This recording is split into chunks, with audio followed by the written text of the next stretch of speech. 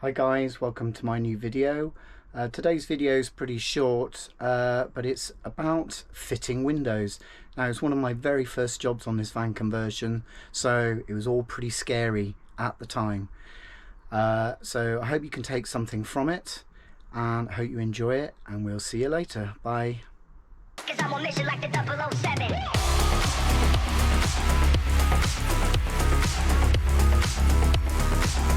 No, it's not the coronavirus.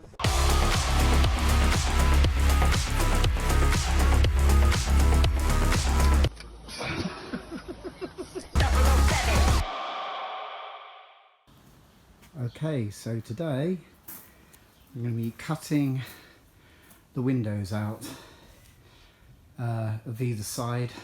I've had to take the panelling off, which reveals the metal. It's double skinned, so I'll be drilling holes through here and then using a jigsaw to cut the rest of it out. So this is the first hole for the window.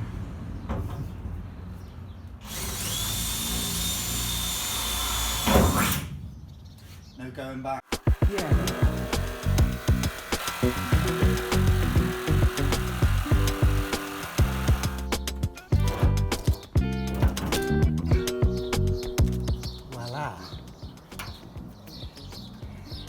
Hole to weld up.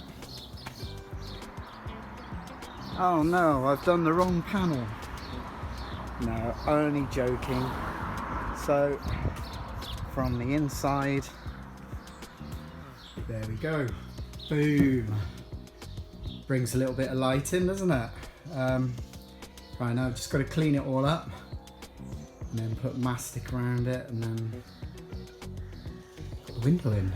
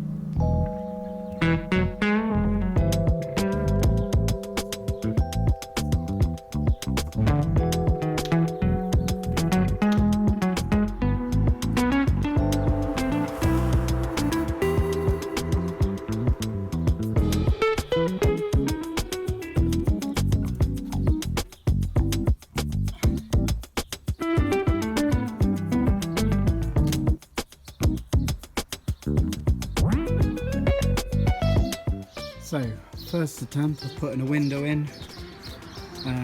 Got some tape up there just to stop it dropping. I think this is going to take about 3 hours to dry. There's some spaces in the bottom there as well. Stop it again from dropping.